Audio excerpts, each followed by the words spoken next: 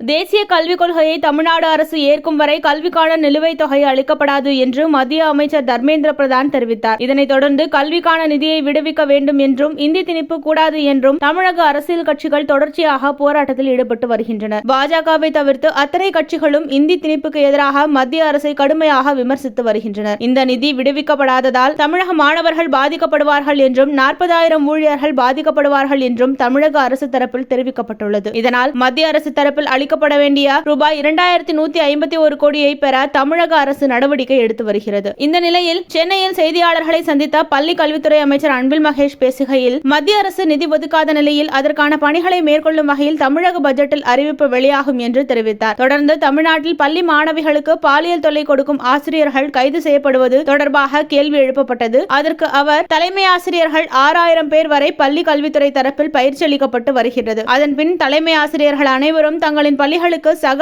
ஆசிரியர்களுடன் ஆலோசனை நடத்த வேண்டும். இரண்டாவது, பெற்றோரான ஆசிரியர்கள் குழந்தைகளுக்கான பாதுகாப்பை எப்படி அளிக்க வேண்டும் என்ற விதத்தில் பயிற்சி அளிக்க திட்டமிட்டு வருகிறோம். அதேபோல ஜூன் மாதத்தில் அடுத்த கல்வியாண்டு தொடங்கும் போது விழிப்புணர்வு நிகழ்ச்சியை மேற்கொள்ளவும் திட்டமிட்டுள்ளோம். மாணவர்கள் எந்த பிரச்சனை என்றாலும் வெளிப்படையாக துணிந்து சொல்வேன் என்ற வகையில் விழிப்புணர்வு நிகழ்ச்சி நடத்த திட்டமிட்டுள்ளோம். ஆசிரியர்களுக்கும் விழிப்புணர்வு நிகழ்ச்சிகள் நடக்க உள்ளது எனவும் தெரிவித்தார். தொடர்ந்து பேசிய அமைச்சர், பாஜகவின் கையெழுத்து இயக்கம் தொடர்பான கேள்விக்கு, பாஜக 90 நாட்கள் போவது அவர்களுக்கான பயணமாக பார்க்கவில்லை, அதனை எங்களுக்கான பயணமாகவே பார்க்கிறேன். 90 நாட்கள் களத்திற்கு செல்லும் போது பாஜகவினரே வருத்தப்படும் பயணமாக அது இருக்கும். அதே போல இந்த பள்ளியை மூட வேண்டும், அந்த பள்ளியை மூட வேண்டும் என்றும் சொல்லாதீர்கள். ஏனென்றால் உத்தரப்பிரதேச மாநிலத்தில் 25,000 பள்ளிகளை மூடிவிட்டு அங்குள்ள மாணவர்களின் கல்வியில் மண்ணை அள்ளி போட்டுள்ளார்கள். ஊபி, பீகார், மத்திய பிரதேசம் என்று அனைத்து மாநிலங்களிலும் பள்ளியை மூட வேண்டும் என்று சொல்கிறார்கள். இது ஜனநாயக நாடு. அனைவரையும் அரசு பள்ளியில் தான் படிக்க வேண்டும் என்று சொல்லவில்லை. ஆனால் அரசு பள்ளியில் நிறைய திட்டங்கள் கொண்டு வருகிறோம், நீங்கள் பயன்படுத்திக் கொள்ளுங்கள் என்று சொல்வதுதான் சரியான அணுகுமுறையாக இருக்க முடியும். குழந்தைகள் பள்ளி கல்வியில் இருந்து வெளியில் சென்று விடாமல் படிக்கிற வயதில் படிப்பிலேயே கவனம் செலுத்த வேண்டும். கல்வி சார்ந்த நிறுவனங்களில் சேர வேண்டும் என்று நினைக்க வேண்டும். எது எப்படியாக இருந்தாலும் மார்ச் 1ஆம் தேதி புதிய அட்மிஷன்களுக்கான பணியை தொடங்க போகிறோம். எங்களின் கடமையை நாங்கள் செய்து கொண்டே இருப்போம். மும்மொழி கொள்கையை,